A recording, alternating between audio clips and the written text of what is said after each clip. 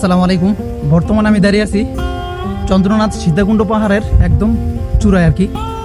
So পাহাড় আমরা সকলেই ভালোবাসি, হয়তোবা প্রপার একটা গাইডলাইনের কারণে আমরা পাহাড়ে আসতে পারি না। সো এই ভিডিওতে প্রপার একটা গাইডলাইন দেওয়ার চেষ্টা করবো, যেখানে বাজেটের মধ্যে এক রাত হোটেলে থাকা, আসা যাওয়ার খরচ, চন্দ্রনাথ পাহাড়ের একদম চূড়া পর্যন্ত, প্লাস ঝর্ণা, সুপ্তধারা ঝর্ণা এবং সহস্রধারা ঝর্ণা, দুইটি ঝর্ণা সহ আমরা প্রপার একটা গাইডলাইন দেওয়ার চেষ্টা করব।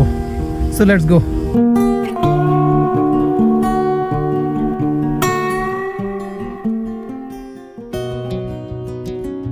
আচ্ছা, সীতাকুণ্ড আসতে হলে দুইটা অপশন আছে, যে কোনো একটা আপনাকে বেছে নিতে হবে।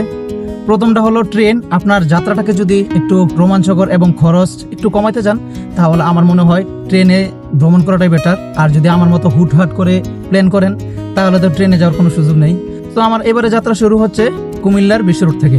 সেখান থেকে একটা এসি বাসে করে আমরা চলে আসি সীতাকুণ্ড বাজারে। সেখান থেকে জনপ্রতি খরচ পড়েছে আমাদের 350 টাকা করে। সো সময় লাগছে 3 ঘন্টার মতো। এবং সীতাকুণ্ড বাজারে এসে নামার পরে আমরা যে হোটেল বুকিং দিয়েছিলাম আগে, সেখান থেকে ম্যানেজার এসে আমাদেরকে রিসিভ করে। তো রাত্রে আমরা যে হোটেলে থেকেছি সেটা হচ্ছে সীতাকুণ্ড সি হিল হোটেল। যেহেতু আমরা দুইজন ফ্রেন্ড আসছি, আপনার একটা রুমে আমাদের জন্য যথেষ্ট। সো এই রুমের খরচ পড়েছে এক রাতের জন্য 800 টাকা, যার আমাদের পার পার্সন পড়েছে মাত্র 400 টাকা। সো 400 টাকা অনুযায়ী এই রুম আমাদের জন্য একদম পারফেক্ট। হোটেলে এসে চেকিং করে আমরা রুম গুছিয়ে তারপর আমরা রাতের খাবার খেতে যাই। এবং রাতের খাবার হিসাবে আমরা খেয়েছিলাম মোরগ পোলাও। সেখানে 130 টাকা করে রেখেছে।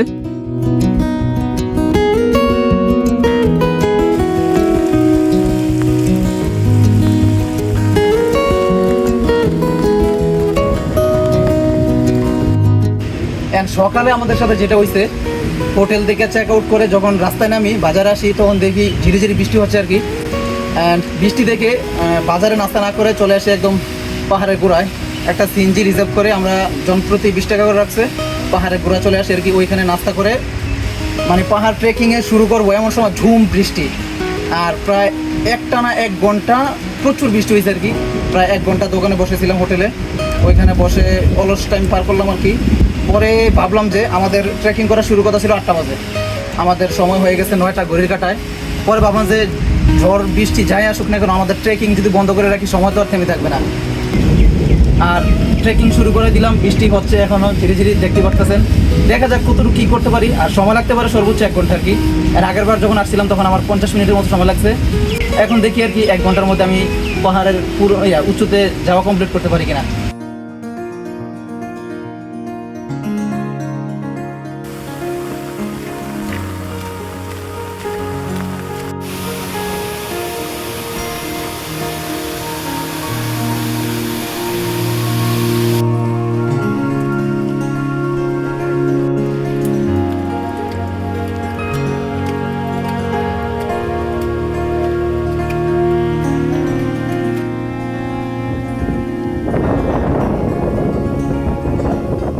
হাঁটতে হাঁটতে প্রায় অর্ধেকের মতো চলে আসছি।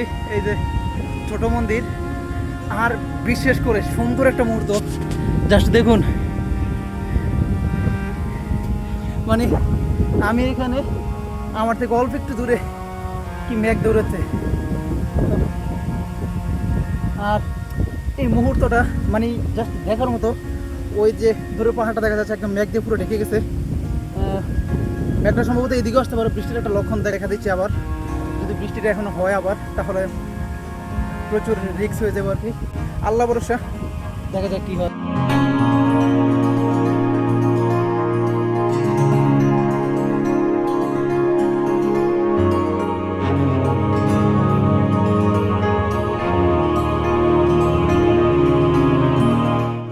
যারা ভাবতেছেন এই সময় সীতাকুণ্ড আসলে কেমন ভিউ পাবেন, জাস্ট আমি মুখে কিছু বলবো না, এই সময় পাহাড়ে আসলে কী ধরনের ভিউ পাইতে পারেন, এটা জাস্ট একটু উদাহরণ।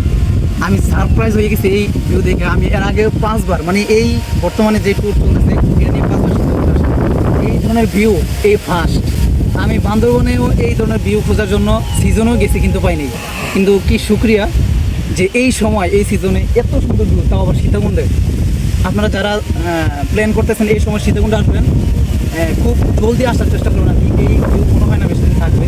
তো আপনারা ট্যুর প্ল্যানটা খুব তাড়াতাড়ি করেন যাতে এই ভিডিওটা আপনার দেখতে পারেন আর কি।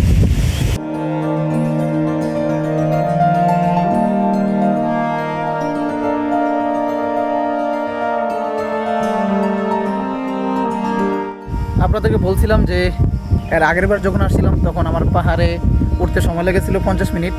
সো এইবার আমার সময় লেগেছে প্রায় 1 ঘন্টা 10 থেকে 15 মিনিটের মতো। বৃষ্টির কারণে যেহেতু রাস্তা অনেক ভয়াবহ একটা রূপ ধারণ করছে, তো একটু সময় লাগবে, এটা স্বাভাবিক।